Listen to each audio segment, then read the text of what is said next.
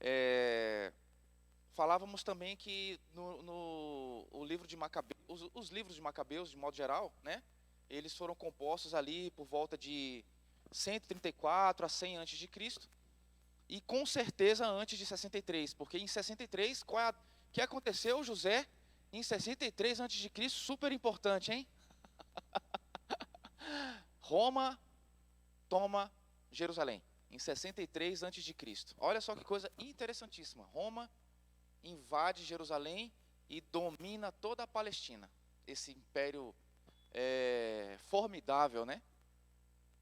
E eles, sob a regência de Pompeu, o general Pompeu, que era namorado de nada mais, nada menos do que de Cleópatra, né? Que no filme da Sessão da Tarde que eu assisti era a Elizabeth Taylor. Lindíssima como sempre, cabelos negros, olhos azuis, pele alva como a neve. Então, deixa eu colocar aqui a apresentação. Nobre filho de Jorel, bota por favor, vai lá para o slide que está escrito a Pax Romana. Deve ser o oitavo, por aí, nono. Aí, passou, aí. Então, o tempo da escritura desse texto é em aproximadamente 100 antes de Cristo, né? E com certeza antes de 63 por conta da tomada de Jerusalém pelos exércitos de Pompeu, tá?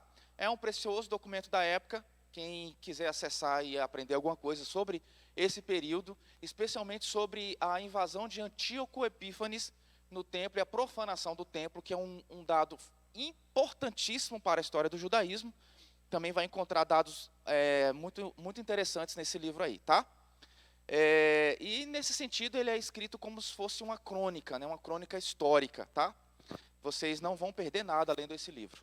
O livro de 2 Macabeus, que é o próximo slide, a gente tende a entender o livro, por exemplo, 1 Crônicas é seguido, né, por 2 Crônicas. 1 Samuel seguido de 2 Samuel, como uma continuação. E, de fato, eles são a continuação. No entanto, 2 Macabeus não é uma continuação de 1 Macabeus. Nesse sentido, o estilo do historiador, ele perde em grande parte para o estilo de um pregador, né? Ele intenciona, com esse livro de 2 Macabeus, provocar no seu leitor uma espécie de compaixão, despertar no seu leitor a compaixão, né? E muitos fatos que aparecem em 2 Macabeus corroboram o que aparece em 1 Macabeus, tá bem? Antíoco Epífanes, aquele mesmo general maldito para o judaísmo, né, porque invadiu o templo e sacrificou porcas lá no templo, ele morre em aproximadamente 164 a.C., tá? Algumas informações de 2 Macabeus são importantes por quê? Porque vão despertar, especialmente na Igreja Católica, algumas doutrinas, né, vão corroborar algumas doutrinas que depois vão ser ratificadas por alguns concílios, tá? Eu não sei se você sabe disso, mas a Igreja Católica ela opera por meio de concílios, né? Para fazer o quê? Para atualizar os dados. Ou dar uma sanção da cúpula da igreja a determinados assuntos que concernem a teologia. Tá certo? Então, a Igreja Católica ela caminha dessa forma. Nesse sentido, ela é muito diferente das igrejas protestantes, né? E a Igreja Católica, nesse sentido, é muito organizada também. Ela é uma igreja assim... Por exemplo, quer ver uma coisa que é muito interessante na Igreja Católica? A mesma missa que está sendo rezada ali, naquela igreja católica ali da esquina, está sendo rezada lá na Austrália. Está sendo rezada lá no sul da Namíbia. Nesse sentido, é uma igreja formidável, né? Porque ela garante, tanto por meio dos seus concílios, quanto por meio desse entendimento, uma unidade que nenhuma igreja evangélica tem. Nenhuma igreja evangélica tem. Tá certo? Então, alguns assuntos importantes, eles emergem de 2 Macabeus. Quais são esses assuntos importantes? Esse está bem ali, ó. Ressurreição dos mortos, está em 7:9, 2 Macabeus 7:9. Vou ler para vocês aqui, tá bom? Rapidamente. Só para você entender como é que é a linguagem desse texto. A gente vai ler um texto deuterocanônico na igreja? Sim, porque tem um conhecimento histórico que se depreende daqui e só daqui. Tá bem? Então, ó, em 7:9, diz assim, ó, chegado lá ao último alento, disse, ao último alento, né, está morrendo, né? Tu, celerado, nos tiras desta vida presente, mas o Rei do mundo nos fará ressuscitar para uma vida eterna. E nós que morremos por suas leis. Então, essa é uma das primeiras referências, olha que coisa importante, uma das primeiras referências, fora do nosso cânone do Velho Testamento, sobre a ressurreição. Existe na Torá ressurreição? Eu pergunto para vocês, no Pentateuco tem ressurreição? Não tem ressurreição. Tem ressurreição nos demais livros? De forma bastante indireta. Nós temos a ressurreição provocada lá por Elias e Eliseu, né? Quando eles visitam ali aquelas comunidades e tudo mais. As imagens são escassas de ressurreição no Velho Testamento. Aqui nós temos uma relação vívida e direta com uma teologia que vai comparecer com força no Novo Testamento. Tá certo? É claro, você pode objetar, né, e dizer assim, não, em Ezequiel nós temos a visão da ressurreição dos mortos, quando os ossos estavam lá jogados numa vala, e na visão do profeta, os ossos começam a criar tendões, carne e pele. Mas aquilo ali é uma visão ou está acontecendo de fato em Ezequiel? Aquilo ali é uma alegoria clara da condição dos exilados. É uma alegoria, portanto, não está acontecendo. Se você está lendo aquilo ali como uma realidade, está lendo o texto erradamente. Tá bem? Então, 2 Macabeus, uma forte evidência dessa crença na ressurreição, que comparece, inclusive, nós vamos ver daqui a pouco, na teologia, no substrato teológico dos fariseus. Tá bem? De onde, quem é o fariseu mais importante da história do mundo inteiro? O apóstolo Paulo. E eu já vou maneirar minha voz, que eu já, viu, irmã Ruth, já estou começando a gritar de novo, tá? O nordestino já está baixando aqui, mas já está saindo também. Então, ó, em 7:9, 2 Macabeus, nós temos uma evidência da ressurreição dos mortos fora do espectro do cânone evangélico. Sanções além túmulo, né? Está em 6:26. Diz assim, ó, de resto, mesmo se no presente eu conseguisse escapar à penalidade que vem dos homens, não me seria possível fugir, quer em vida, quer na morte, às mãos do Todo-Poderoso. Ele está falando de quê? De um julgamento pós-mortem. Que isso sim aparece com alguma frequência no Velho Testamento. No livro de Salmos, se você ler com atenção, você vai ver isso lá. Tá bem? Prece pelos mortos. A gente faz prece pelos mortos? Nós, evangélicos, nós não fazemos prece pelos mortos, mas os católicos fazem? Fazem. Eu fui, inclusive, na missa de 7º dia do meu pai. Eu fui. Em respeito à minha família, fui à missa de 7º dia da morte do meu pai. E da minha irmã também. Tá bem? Eu tenho parte da minha família católica, eu fui em respeito à memória deles e em respeito à minha família. Tá bem? Mas nós não fazemos prece pelos mortos, nós não intercedemos pelos mortos, nós evangélicos. Porque nós entendemos que, uma vez morto, cessa-se ali, né, cessam-se as oportunidades. Seria mais ou menos isso. Então, em 12, de 41 a 46, está muito longo, eu não vou ler esse texto não, ele é bem longo. Tá? Nós temos também em 4 ali, ó, o que eu estou fazendo para vocês, pessoal? Eu estou fazendo para vocês o que vocês deveriam ter feito em casa, como dever de casa. Estou lendo 1ª e 2ª Macabeus, para vocês entenderem o contexto do século I e II a.C. Então, somente isso. Tá bem? Poxa, a gente já queria queimar você na fogueira, João. Nem vai poder fazer, não vai poder queimar o João mais. Tá bem? Eu estou fazendo isso por quê? Porque esse momento, se você estudar esse momento do judaísmo, você vai ver que ele é fundamental para a consolidação de certas ideias que aparecem no Novo Testamento. Nós estamos focados em quê? Na nossa aula? Formação do Novo Testamento. Por isso que o título desta aula e da aula anterior, domingo passado, nós falávamos de classes sociais e classes religiosas no judaísmo do período intertestamentário. Tá certo? Eu já perguntei para várias pessoas, se ela sabia o que era um fariseu, o que era um saduceu, etc, etc, que aparece no Novo Testamento assim, sem mais nem menos. E muita gente não sabe responder por que eles estão lá. Porque eles não estão no Velho Testamento. Então a nossa ideia é o quê? Esclarecer certos aspectos, certos termos que aparecem no Novo Testamento, para que você o leia melhor. Tá certo? Mérito dos mártires, quer dizer, a ideia de que você defender a sua fé até a morte é uma ideia positiva. E, finalmente, a intercessão dos santos. Que tudo isso aqui, em alguma medida, né, com exceção da prece pelos mortos, aparece no Novo Testamento. E por que eu menciono prece pelos mortos como uma coisa importante? Porque parte do cristianismo defende isso, que é o catolicismo. Tá certo? Eu sei que você, evangélico, né, em alguma medida radical, vai dizer assim, eu não sou cristão como católico. Eu tenho certeza que você não é.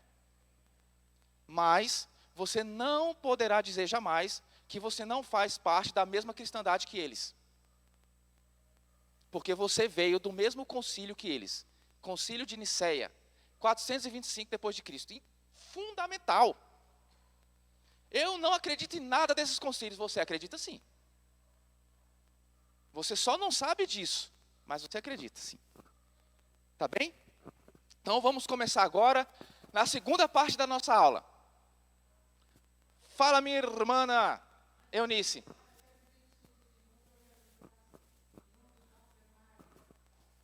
A irmã tinha falado que o nome do Papa era o quê mesmo? Era George, né? Ela estava pensando em alguém lá dos Beatles, George Harrison. Mário Berto alguma coisa, eu me lembro vagamente o nome do Papa, né? E ela está fazendo essa menção porque eu estava falando que na antiguidade, e a Igreja Católica faz isso até hoje, né? Eles se assumiam, né, o nome de antepassados que seriam, digamos assim, ilustres, né? Para que você continuasse aquela obra. Então nós falávamos que Antíoco Epífanes, um rei muito importante dentro do helenismo, ele foi sucedido por vários Antíocos, que não tinham o nome de Antíoco, né? Assim, por exemplo, o Papa, cujo nome é George, ele não se assume como Papa George, ele se assume como Papa Francisco, né? Porque ele assume, digamos assim, a obra de São Francisco de Assis, tá bem? Ele é inaciano, gente, ele é missionário. Oi? Não é George, é Mário, né? Eu falei George de novo? Tem gente desconcertando o professor aí. Vamos, né, resolver esse problema. Era só para ver se os irmãos estavam bem atentos aí. Então, ó, no próximo slide, que o nobre Alan vai botar agora, nós já começamos, então, a segunda parte da nossa aula, em que nós vamos, digamos, tentar dissecar, mesmo que, assim, rapidamente, as instituições do Velho Testamento, tá? Então, ó, a primeira instituição que você precisa compreender com clareza para você entender o Novo Testamento é o templo, a posição fundamental e fundante do templo. Por que o templo é importante? Porque tudo que você falar a respeito do templo é pouco. O templo, ele era o centro da vida social e religiosa de Jerusalém. Até o dia de hoje ele é importante, mesmo não existindo, o templo até o dia de hoje é importante. Imagine nessa época, né? Ele vai ter um dos momentos de maior desastre para a história do judaísmo, é a destruição do templo. Tem vários momentos da história do judaísmo em que eles entendem como sendo assim, extremamente memorável. A destruição do templo em 70 depois de Cristo, porque você encerrou um ciclo de sacrifícios pela culpabilidade do povo. Até hoje eles não fazem sacrifícios no templo, porque não há templo mais, tá certo? E também o chamado Holocausto alemão, quando em torno de 6 milhões de judeus foram mortos nos fornos dos campos de concentração, tá certo? Essas duas datas são absolutamente memoráveis na história do judaísmo e a gente precisa estudar isso com afinco, com inteligência e com empatia, tá bem? Então, ó, o que é o templo, né? é o lugar da presença e centro da identidade nacional e religiosa do judaísmo. Tá certo? Centro vital do povo em todos os ângulos da vida. Tá certo? Vocês percebem isso quando vocês estudam o livro de Lucas. O livro de Lucas, ele é absolutamente central em entender o templo como um lugar, digamos assim, vital para o judaísmo. Não apenas o livro de Lucas, mas a sua continuação, o livro de Atos dos Apóstolos. Tá bem? Então, ele tem uma simbólica muito importante para o povo, uma simbólica que é cósmico-mítica e histórico-salvífica, porque é ali que se fazem os sacrifícios. Hoje em dia, você entra lá no YouTube e você fala assim, sacrifício de galinhas pelos judeus. E você vai ver que hoje eles fazem, tem um período do ano em que eles fazem sacrifícios de galinhas pelos próprios pecados. E depois eles fazem o que com aquelas galinhas? Eles doam para os pobres. Em torno de 50 mil galinhas mortas por ano. O STF ratificou que as religiões animistas do Brasil podem fazer sacrifícios com animais. Vocês acompanharam isso ou não? Ninguém acompanhou aqui, não? Havia uma discussão, né, se é por conta de maus tratos dos animais. Nós temos uma lei muito evoluída a respeito de maus tratos de animais, né? Então, alguém questionou o STF, ou as instituições, eu não sei como é que esse processo se dá, mas alguém questionou o nosso judiciário para abalizar a possibilidade das religiões animistas prosseguirem com seus sacrifícios, uma vez que você vai matar um animal, né, por um símbolo, em troca de um símbolo. Vocês estão compreendendo o que eu estou falando? Certo. Então, o STF ratificou que as religiões animistas podem fazer sacrifícios no Brasil. Porque, pela lei de maus tratos, você poderia prender alguém que estivesse matando uma galinha, por exemplo, ou um bode, em troca de um símbolo, que não fosse para comer. No Brasil, ratificado isso daí. Tá certo? Então, o templo, nesse sentido, ele é o quê? É um núcleo irrenunciável. Tá? E o procedimento material mais importante, segundo Lucas também. Lucas, gente, leiam Lucas, leiam Atos dos Apóstolos. Vocês verem como que o templo é fundamental e importante na vida desse povo aqui, né? O núcleo material é o sacrifício. Sacrifício pela remissão dos pecados do povo. E nesse sentido, o sumo sacerdote operava nas grandes festas. Tá bem? Então, no próximo slide, irmã Mirilane, pode falar.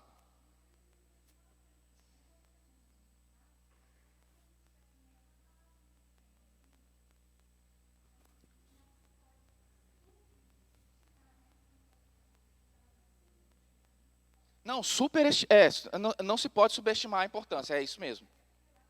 Não, mas não se pode nem subestimar, nem superestimar. Tudo que você falar a respeito do templo é muito pouco, para você entender a importância do templo para esse povo. Então, superestimar não está errado, não. É isso mesmo. Você não pode superestimar. A importância do templo ela é irrenunciável, inegociável para o povo. Então, você imagina uma instituição enorme, uma instituição cujo peso... Eu já estou gritando de novo, né?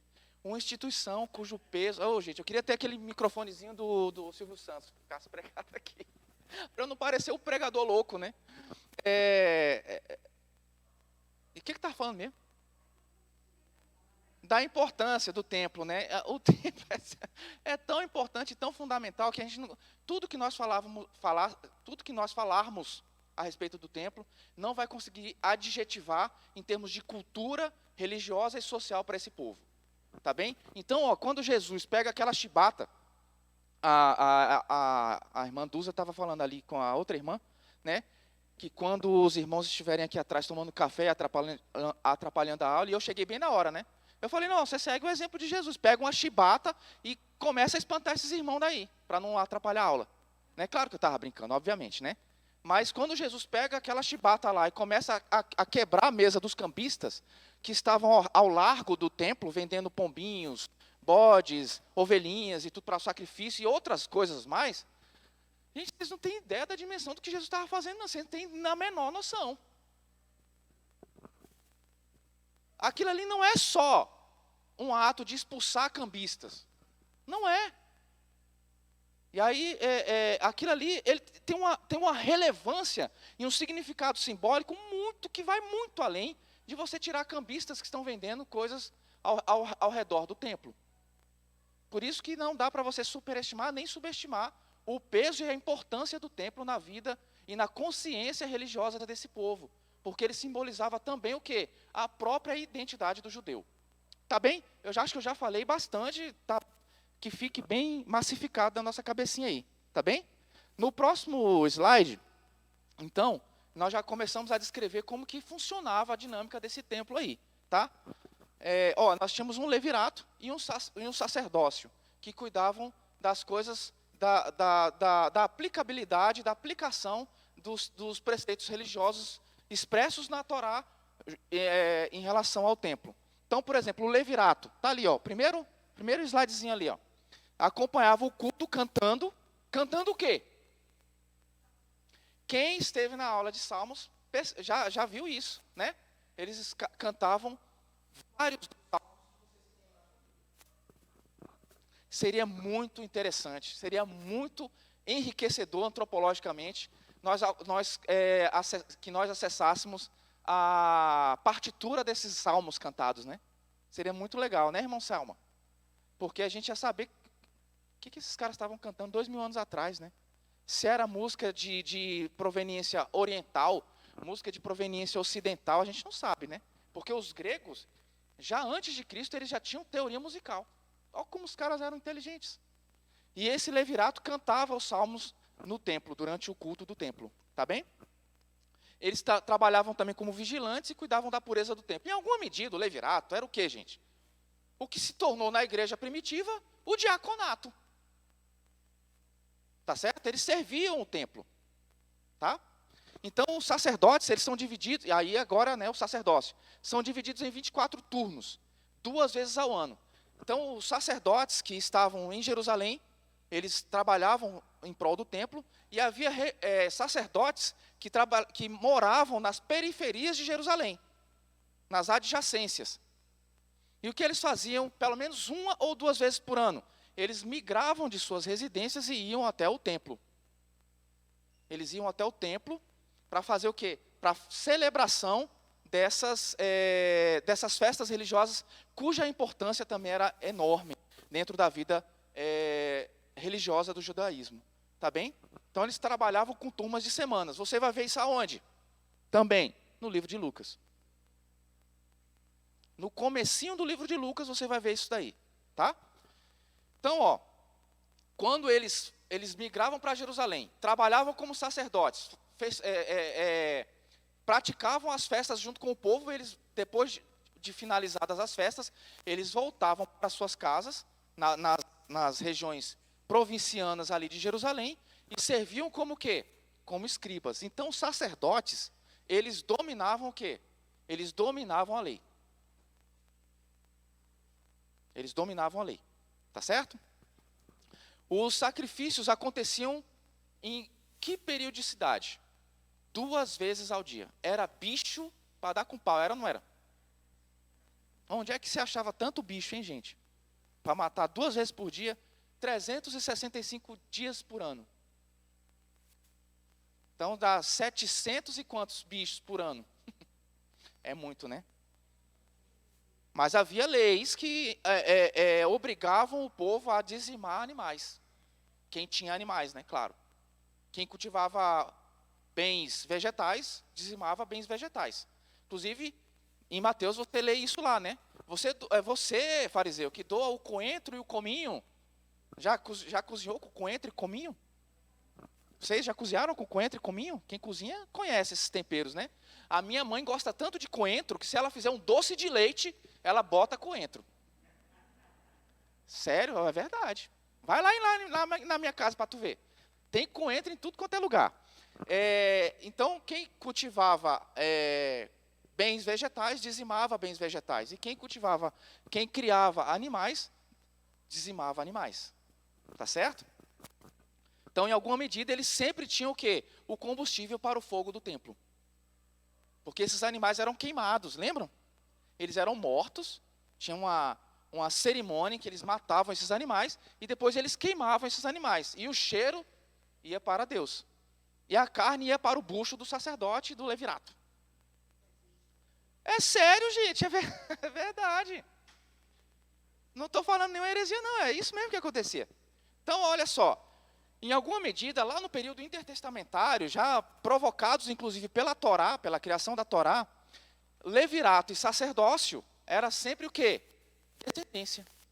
Era sempre descendência. Então eu, Joãozinho 30, que queria ser um sacerdote, não podia ser sacerdote se meu pai não fosse. Ia só ficar querendo. Nem levita, tá certo? Havia sacrifício para não-judeus? Havia. Alguns sacerdotes faziam sacrifícios para pessoas não judaicas. A pedido, obviamente, e em troca de dízimos também. Mas o que aconteceu? Houve um levante anti-romano, porque eles estavam fazendo sacrifícios para romanos para ter o quê? Em alguma medida, benesses políticas. Não é verdade? Pode ser também que eles fossem pessoas assim, não, vamos sacrificar para esse povo. Então, são tão pecadores quanto nós. Mas a gente não pode ser ingênuo, né, gente? Então, eles sacrificavam esses animais para pessoas romanas ou de outras nacionalidades, mas houve um levante anti-romano, e nesse levante houve uma revolta muito grande em relação a isso. Porque, em alguma medida, o povo romano era o povo opressor. Tá certo? Por isso que o messianismo de Jesus foi renegado por boa parte dos judeus. Por quê? Porque eles esperavam um Davi sanguinário. Um Davi assassino, que acabasse com o Império Romano. E Jesus era o oposto, o extremo oposto disso. Tá? Então, olha só. Quando você lê o livro de Lucas, você percebe lá que no perímetro do templo, tá, havia instrução, oração e havia culto. Várias vezes ao longo dos evangelhos, especialmente sinóticos, Mateus, Marcos e Lucas, tá? Essa nomenclatura, gente, vocês não podem perder de vista mais, não. Tá? Fala aqui, evangelho sinótico, quais são? Cai na prova. 3, já tem que saber. Qual é o outro evangelho? É o evangelho de João, que ele olha diferente, tá? Depois você vai lá na catedral e veja lá as 4 estátuas que estão em frente à catedral. 3 são os evangelhos sinóticos, Mateus, Marcos e Lucas, e do outro lado está João. Por quê? Porque João olha a figura de Cristo, o messianismo de Jesus, sob outro ponto de vista. Sinótico são os evangelhos que vêm da mesma forma, sob a mesma ótica, sinóticos. Tá bem? Fiz-me claro? Hoje as próclises e ênclises e mesóclises estão bem, né? Então vamos lá, ó. Guardavam-se livros e eram feitas leituras, inclusive livros não bíblicos. Era uma espécie de biblioteca ambulante o templo, né? Que coisa incrivelmente fantástica isso. Então vamos lá, no próximo a gente vai estudar um pouquinho rapidamente aqui, então, as sinagogas. Hoje a nossa aula é assim, ó, tá? É só um balanço para a gente entender o que vai aparecer no Novo Testamento, porque na próxima aula a gente já vai começar a estudar a formação do Novo Testamento. Não perca, se você não se arrupiou até agora, na próxima aula talvez você se arrupie.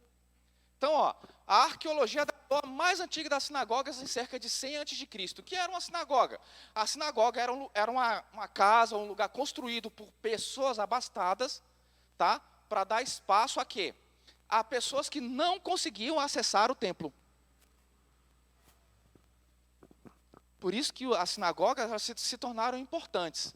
Em 100 a.C. e ali quando Jesus já tinha nascido, o papel da sinagoga era muito importante, porque em Jerusalém era uma cidade muito grande, já era uma cidade muito grande nessa época. Mas depois de 70, depois de Cristo, com a queda do templo, a importância das sinagogas, ela ganha uma outra dimensão. Por quê? Porque se o templo, 300, né, que vem todo domingo, tudo mais ou menos, pega 300 mais 200. e bota lá no centro de Taguatinga, tudo crucificado. Consegue ver isso? Foi o que esses caras fizeram aqui. Então o Império Romano, ele era visto como a besta. Por isso que muita gente interpreta a figura da besta no Apocalipse como sendo o Império Romano. Aí você fala, eu não entendo o Apocalipse de João desse jeito, João. Ou professor João, para não confundir. Ué, meu irmão, propõe a sua interpretação. Porque se você comprar 100 livros que falem de Apocalipse, você vai ter provavelmente 100 visões diferentes sobre Apocalipse. Aí eu pergunto a você, quem é que está certo? Responda aí você mesmo. Eu não sei. Tá certo? Então, antes de 70, depois de Cristo, a força e o vigor dessa instituição sinagoga provavelmente era fraca. E depois ela ganha uma outra dimensão. Hoje nós temos sinagogas espalhadas pelo mundo inteiro. Tá bem? Então, a sua origem deve-se a uma instituição pós-exílica. Por isso que o período do exílio é de fundamental importância para estudarmos, gente. Porque essas coisas que aparecem lá, elas todas, quase todas, surgem nesse tempo aí que nós estamos estudando. Tá bem? Então, quais eram as funções que se viam serem feitas nas sinagogas? Eram serviços religiosos e tarefas públicas, né? Em vista da centralidade do templo. E algumas sinagogas, elas tinham cômodos para se estabelecer. Em algumas sinagogas, as maiores delas, acondicionavam essas pessoas. Coisa interessante, né? Essa é interessante. Né? Servia de lugar de leitura da Torá em voz alta, tá? Quando é que a leitura em voz silenciosa começa? Alguém sabe dizer? Na antiguidade todas as leituras que eram feitas em voz alta. Narra-se nas Confissões de Santo Agostinho, livro 3, página 44, que Santo Agostinho, uma vez, viu um de seus amigos monges ler o texto em voz baixa, ou somente com os olhos. E Santo Agostinho narra que isso foi uma revolução na vida dele. Sabe por quê? Porque você lê mais rápido. Se você lê o texto em voz alta, né, você lê mais lentamente. Quando você lê apenas com os olhos e a mente, você lê mais rápido.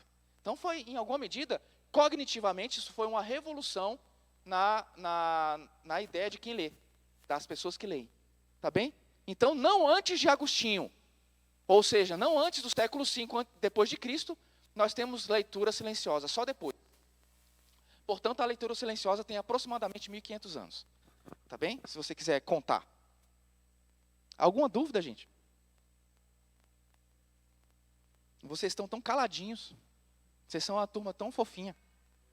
É uma pena que vocês não sentem aqui na frente para eu ficar cuspindo perto de vocês. Vamos lá. É só para acordar os que estão dormindo, tá? Servia de lugar de leitura em voz alta e servia também de lugar de acolhimento aos dados para as festividades de Jerusalém. Em alguma medida, eles acondicionavam até essas pessoas por mais tempo. Era possível que algumas sinagogas servissem de lugar temporário para pessoas que não tinham residência fixa. Tá? Mais ou menos o que acontece nos quartéis. Já ouviram falar dos laranjeiras? Quem já foi militar e sabe o que eu estou falando. Laranjeira é aquele cara que vai fazer, por exemplo, o cara faz um concurso para o exército e vai morar no Rio de Janeiro. Não tem casa lá, está quebrado, né? E aí ele mora no quartel, é o laranjeira. Tá? Laranjeira é uma árvore que dá laranja. E nos quartéis, tradicionalmente, tinha muito pé de laranja, e manga e jaca aqui no Brasil. Então, o nome dessas pessoas que moravam no quartel, em homenagem a essas árvores, é o laranjeira. Tá? As reuniões eram semanais. Olha só, isso vai ser repetido aonde? Na igreja primitiva. As reuniões nas sinagogas eram semanais, para essas leituras em voz alta da Torá e, eventualmente, para as suas orações. Tá bem? E essas leituras da Torá, da lei, né? Tá, Atos 15 e 21 tá ali, Depois você pega lá para você ver. E leia também Lucas 4:20, né? Para você entender como que era o aspecto da liderança dessas sinagogas, tá? Vocês lembram quando nós lemos lá em Neemias e em Esdras, que eles fizeram a leitura da lei e pactuaram com o povo que iam seguir os aspectos da lei? Vocês lembram disso? Quem veio para aquelas aulas deve se lembrar. E fala-se lá que Esdras não apenas leu o texto, fala que ele fez o que também? Fala que ele traduziu e interpretou o texto. Portanto, aquela comunidade que o ouvia não necessariamente o entendia, porque ele poderia estar lendo o texto em uma língua que aqueles seus ouvintes não dominavam. Então, a similaridade é isso que acontecia, tá? E é só isso, similaridade, que eu quero que você entenda. Por isso que o papel do templo não pode ser subestimado nem superestimado. Viu, irmã Mirilânia? Então, aramaico e grego, né? Duas importantes línguas ali. Inclusive, Jesus falava aramaico. Se você não sabia disso até hoje, está sabendo agora, tá? As sinagogas eram construídas por pessoas abastadas, pessoas interessadas no progresso do judaísmo e que tinham alguma grana para financiar isso daí, tá? Desculpa, não? Tranquilo? Então havia um líder sinagogal que era responsável por aquela sinagoga. Talvez ele até morasse lá, tivesse uma casa pastoral, uma casa sinagogal ali, que ele pudesse viver ali, tá? E cuidar dela. Isso está em Lucas 4:20. Aí nós passamos para a próxima instituição importante que aparece no Novo Testamento e que é construída nesse período intertestamentário, o Sinédrio. O Sinédrio, na minha cabecinha de leitor do Novo Testamento, causou muito problema, porque eu não entendi o que era isso. Qual era o papel judiciário do Sinédrio? Segundo, qual era o papel religioso do Sinédrio? Terceiro, qual era a formação social de quem compunha o Sinédrio? Eram essas três questões que eu me fazia e eu não tive a oportunidade de ouvir de nenhum professor o que isso significava. Tá? Vamos ver então mais ou menos o que é isso, o que é o Sinédrio. Sinédrio, a palavra Sinédrium significa conselho. Então era uma espécie de reunião dos notáveis, tá certo? Já existia desde os asmoneus, século I e século II a.C., tá, pessoal? Os asmoneus, tá? Os reis asmoneus. E o Sinédrio auxiliava o sacerdote. Fazendo o quê? Entendendo o papel da lei. Entendendo os atos humanos em vista da lei. Tá certo? Então, vocês vão ver inúmeros documentos judaicos tentando entender, por exemplo, o que é o trabalho no sábado. A gana dessas pessoas de obedecer, no mais mínimo detalhe, a lei era tão grande que ele pensava assim, não, vamos lá, o que é trabalhar no sábado? Ajudar uma pessoa no sábado é trabalhar? Aí eles entenderiam que não. Não é trabalhar. Então, você pode ajudar o próximo no sábado? Deve. É o seu dever fazer isso. Mas, por exemplo, cozinhar a comida para comer no sábado é trabalho? Eles entendiam que era trabalho. Então, você não pode cozinhar no sábado. E assim sucessivamente, vários atos. Os atos mais mínimos que fossem. Você caiu e se sujou. Fazer assim na roupa, no sábado, é trabalho? É trabalho. Não faça isso, então. Caiu e se sujou, fique sujo. Por quê? Porque, gente, você pode achar bobagem isso. Mas isso na cabeça de um religioso não é bobagem. Porque muitos comportamentos que você tem, para pessoas que não compreendem o que é ser evangélico como você é, ele vai dizer assim, isso é uma bobagem. Esse cara está doido. O sábado é um mandamento. Primeiro, é um mandamento. E o sábado é o quê? É o dia em que Deus descansa. Então, para eles tinha uma notável importância, porque você estaria fazendo aquilo que Deus fez. É importante ou não é importante? Ele curou o paralítico no sábado. Mas então, o que acontece? Então, aí a gente tem que entender o contexto na minimalidade histórica. Havia facções judaicas que entendiam que ajudar o próximo no sábado era o dever do judeu. Mas havia outra facção que entendiam que você não poderia fazer absolutamente nada. Se a ovelha estivesse no buraco, ela ficaria até o domingo lá. E Jesus pergunta, né? Quantos de vocês tem o seu animalzinho caído no buraco, não ia lá pegar ele. Porque Jesus sabia que, em alguma medida, às vezes a gente se apropria de aspectos da lei para fazer coisas que nos beneficiam. Por isso que, em alguma medida, a ética, ela tem que ser entendida não apenas na sua consubstancialidade coletiva, mas no seu entendimento subjetivo e individual. Porque, às vezes, a coletividade pratica uma coisa, mas eu, na minha solidão, pratico outra. Quando eu estou com um grupo, eu faço tudo que o grupo faz. Mas quando eu estou sozinho, eu faço aquilo que me beneficia. Compreende?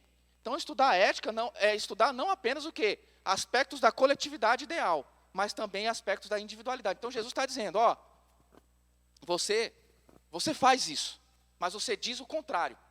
Tá certo? Eu estou sendo muito enfático. É só ênfase, tá? Não estou brigando com ninguém não, tá?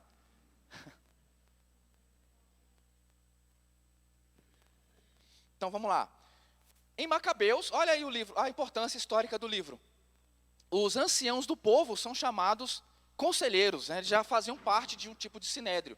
E o sinédrio, ele tem um poder que ele mescla julgamento legal da lei, da Torá, com entendimentos judiciários de lei romana.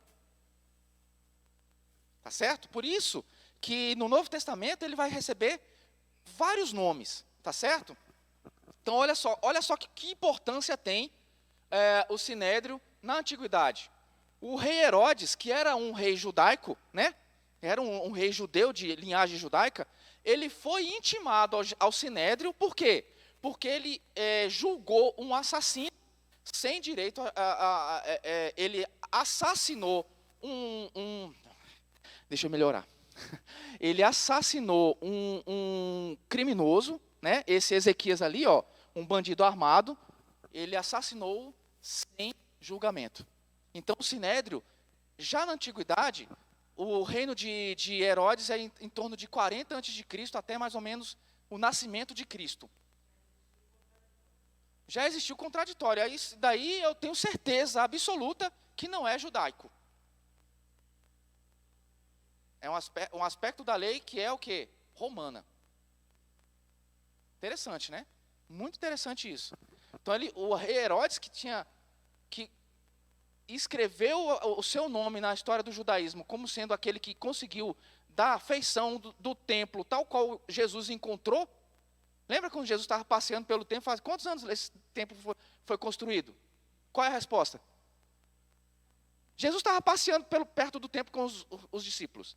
E ele fala, em quanto tempo esse templo foi construído? Qual era a resposta? Hã? Não entendi, Mirilane. Não entendi nada. Isso, 40 anos, né? Então, aí ele fala, em 3 dias eu destruo e reconstruo.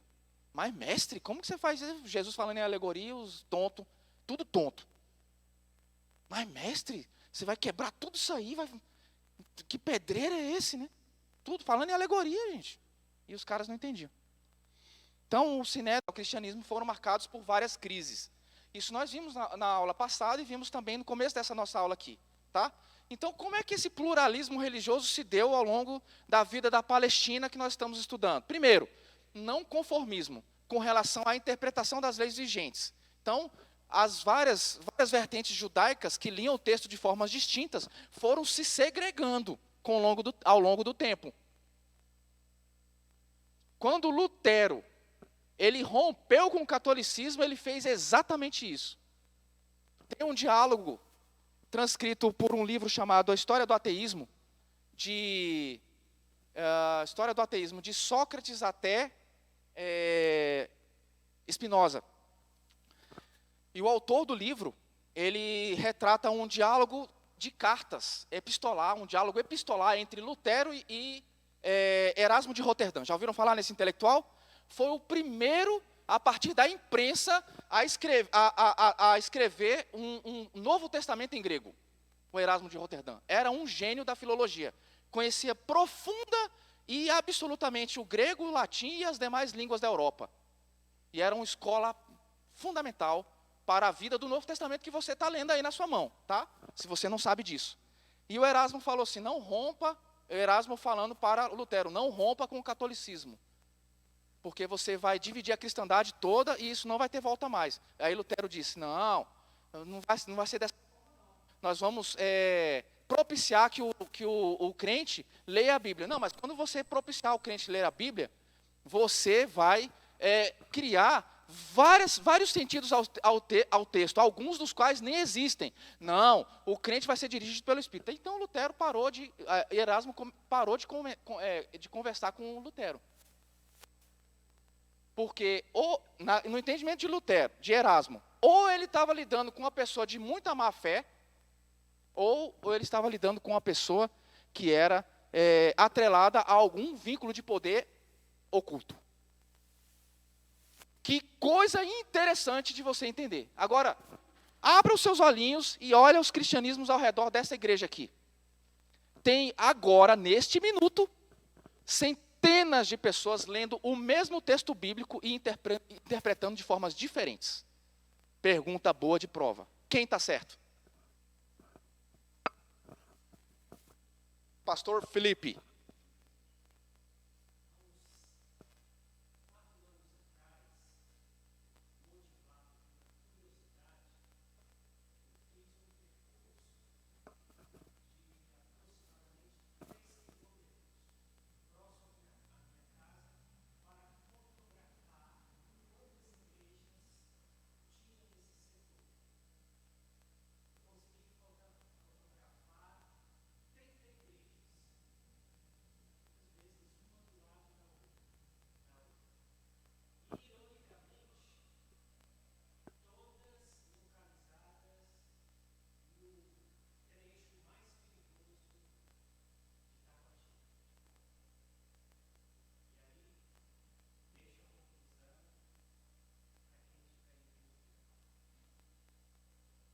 Então vocês percebam que é uma questão muito complexa, né? Extremamente complexa. Agora vamos ser mais sérios, que o pastor chegou. Agora a aula vai ficar de novo, né? Patamar, então, por favor. Então vamos lá. Me dê mais 5 minutinhos, por favor. 5 minutinhos para a gente terminar a aula, tá? Já são 10 horas para a gente ir para o recreio, pegar a sua lancheira, comer aquele wafer docinho, cheio de gordura trans, tá? Então, não conformismo com as interpretações vigentes, por isso que você tem uma miríade de documentos, né, judaicos que interpretam a lei, uns mais diferentes dos outros, e não é diferente no cristianismo. Pega, por exemplo, teologias sistemáticas. O que é uma teologia sistemática? É um autor que lê do primeiro versículo de Gênesis até o último de Apocalipse, e ele escreve uma teologia dando substancialidade ao texto bíblico. É uma teologia sistemática. Pega 10. Duvido que você ache uma igual a outra. Duvido. Então, esses textos, que liam os textos antigos, propunham interpretações não conformistas e, às vezes, diametralmente opostas àquelas propugnadas pelo outro grupo. Por isso que nós temos vários grupos de judeus nesse tempo aí. Essênios, fariseus, saduceus, e outros grupos, que até eu me esqueço. Fortalecimento de identidades, sempre centralizados na figura do templo. Tá? Integração de grupos de interesses, convicções e formas de vidas comuns. Então, o grupo, às vezes, né, como acontece nas igrejas hoje, né? Às vezes eu estou aqui, aí eu não concordo com o que o pastor falou. O que você vai fazer, João? Não concordo. Então, você vai ficar aí só resmungando, de bico grande, igual uma criança de 3 anos? Não, eu vou fazer minha própria igreja. Eu vou lá e abro minha própria igreja. Não acontece? Ou eu estou falando uma coisa que só na França tem?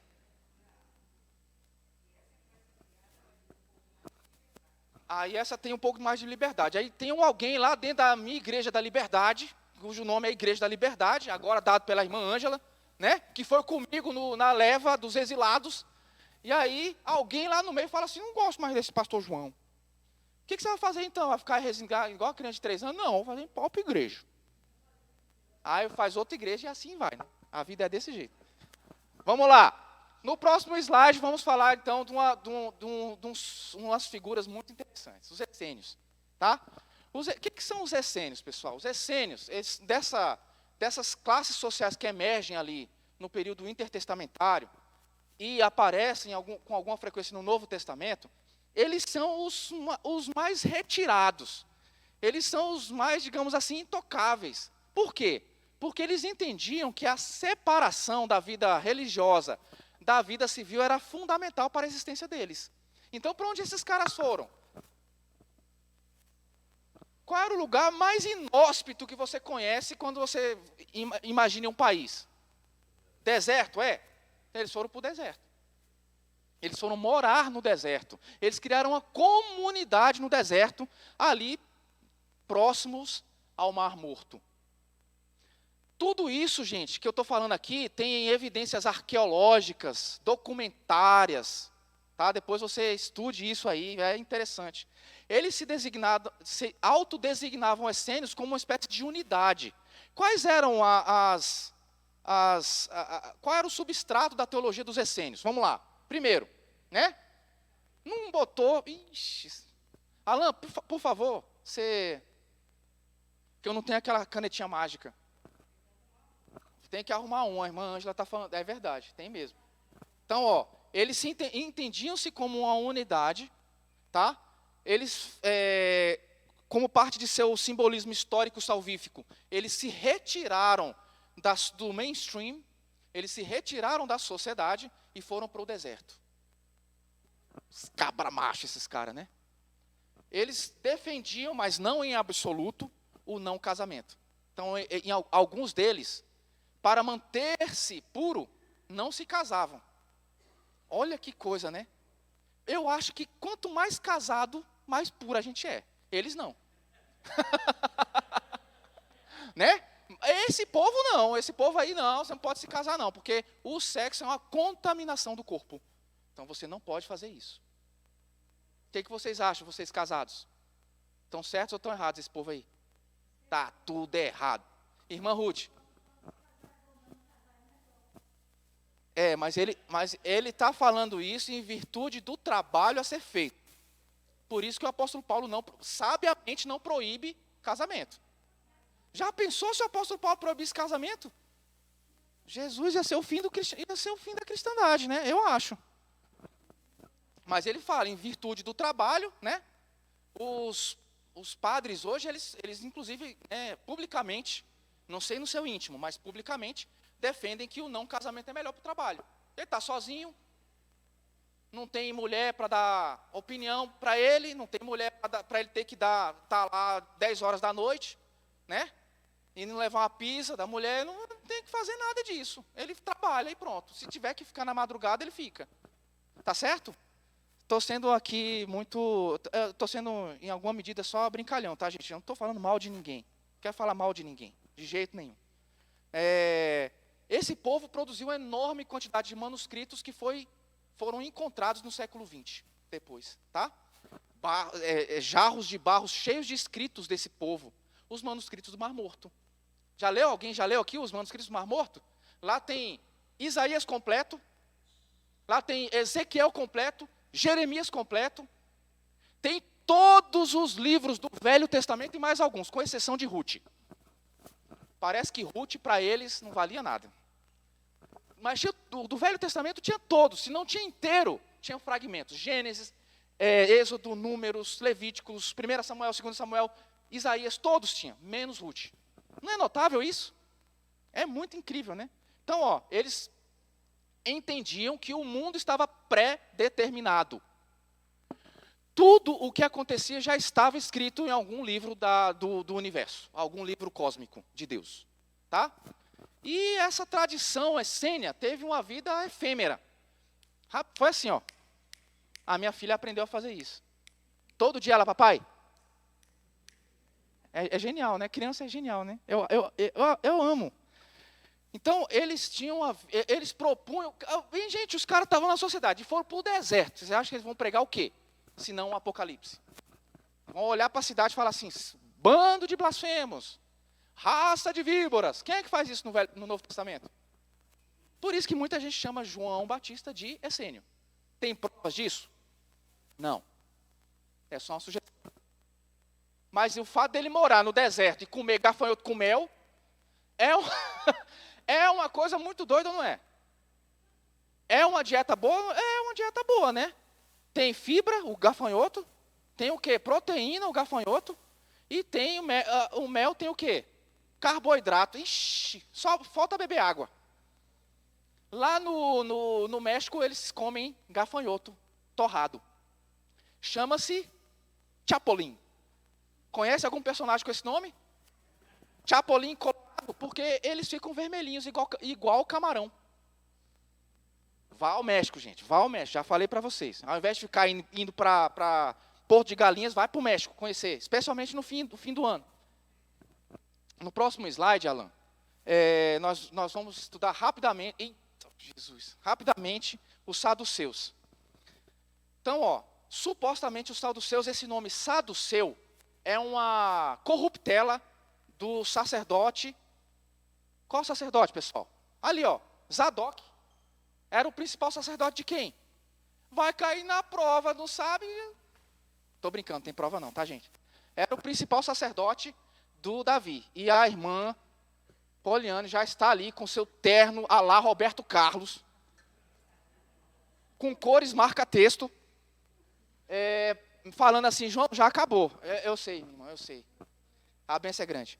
Então, ele era um grupo helenizado de extrato superior, era gente de posse, gente. Os saduceus eram gente de posse, tá? Então, eu chamo a atenção de vocês para esse aspecto aqui, Rejeição da fé apocalíptico-farisaica. O que mais? Rejeição a anjos e a ressurreição. E a vida deles tem sua centralidade religiosa onde? Na Torá e não mais em nada. Nesse sentido, são bem diferentes dos fariseus. Então, Flávio Josefo, na História dos Hebreus, tem um livrinho da CPAD, História dos Hebreus, de Flávio Josefo. Um calhamaço deste tamanho. Se você não tem na sua casa, tenha e leia. Tá bem? Ele vai falar tudo isso aí, a formação dessas classes sociais, da história dos hebreus ali, do antes e depois do exílio. O Flávio Josefo é um historiador notável. Ele erra em muitos aspectos? Bastantes. Mas ele é um cara muito consciente do que está escrevendo. Tá bem? Então, é um grupo helenizado de extrato superior e a gente deve entendê-los como desempenhando o quê? Todo o seu papel na centralidade da Torá. No próximo slide, eu continuo aqui rapidamente, né, falando dos saduceus. Antes, por favor. Então, depois, por favor. Aí. Já entre 175 e 104, esse grupo já existia. A gente tem provas materiais de que eles existiam. A gente não tem provas materiais de que eles existiam antes disso. Tá? É possível? Sim, é possível. É possível que sim. Mas a gente não tem prova material. E quando a gente está falando de história, você tem que sempre ter uma prova material provando aquilo que você está falando. Você não fala historicamente o que você acha. O que você acha, esse pedaço de terra que é e nada é a mesma coisa. Você tem que provar. Tá bem? Então, Hircano, João Hircano era um dos sacerdotes. Ele rompe com os fariseus e se une aos saduceus. Poder, saduceu é poder, tem dinheiro, né? Então, é nessa época aí que acontecem algumas crucificações de fariseus que esses caras jamais vão esquecer. Jamais vão esquecer. Tá? Pertencem ao Sinédrio e associam-se ao sumo sacerdote. Atos 5:17. Em 76 a.C., já pertenciam ao partido do poder. Já pertenciam aos estratos superiores que dominavam o templo. E desempenhavam um importante papel político na sociedade. No próximo slide, nós já temos ali os fariseus. O que significa, in limine, no seu limite, o quê? Separados, porque esse pessoal dos fariseus, eles sempre pensavam muito, muito, muito, muito nas questões de pureza ritual. É por isso que, em alguma medida, Jesus bate tanto neles, né? Porque a pureza ritual, em alguma medida, segundo aquilo que nós lemos de Cristo falando com eles, superabundava o aspecto moral deles, de parte desses fariseus. No Novo Testamento, Não só se fala mal de fariseu, não. Jesus, inclusive, encontra um deles e fala assim, ó, em você eu não encontro dolo. Que coisa incrível, né? Já imaginou, irmão Enoque, alguém chegar e falar assim, irmão Enoque, você é uma pessoa que não tem dolo.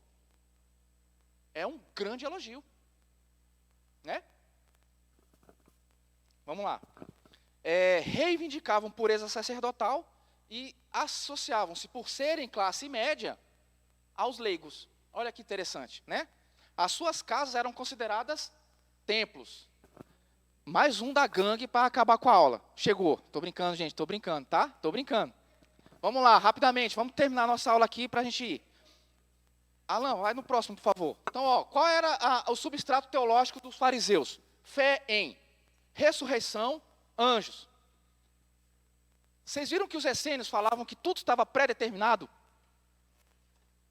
Os saduceus, eles entendiam que nada estava pré-determinado.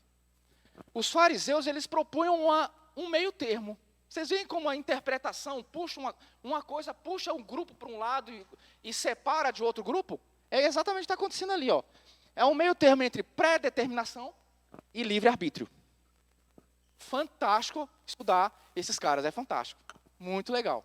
Tá? Vocação voluntária e cooperativa, eles estavam no meio do povo, gente. Eles eram classe média igual a gente. Trabalhavam como açougueiro, padeiro. Eu não sei quais profissões tinham naquela época, mas eles eram o povo, eles eram o próprio povo. Tá? Alguns deles proviam de grupos sacerdotais e de escribas, né? Mas pertenciam à classe média. E, finalmente, guardavam-se de tudo que fosse o quê? Impureza ritual. Segundo Flávio Joséfo, nessa época aí, ó, que nós estamos estudando, havia aproximadamente 6.000 fariseus. Esse número é confiável? Não sei se é confiável. Mas, dá pra pensar, né? Alguma dúvida? Alguém quer fazer algum comentário? Falei alguma impropriedade? Xinguei alguém? Fiz alguma coisa imprópria? Fiz algum gesto obsceno? Não, nada disso, né? Então, irmãos, muito obrigado por chancelarem sua atenção a este vosso humilde professor. Estamos encerrados. Podemos ir para a nossa... temos 15 minutos para fazer o nosso lanchinho, tá? Deus abençoe.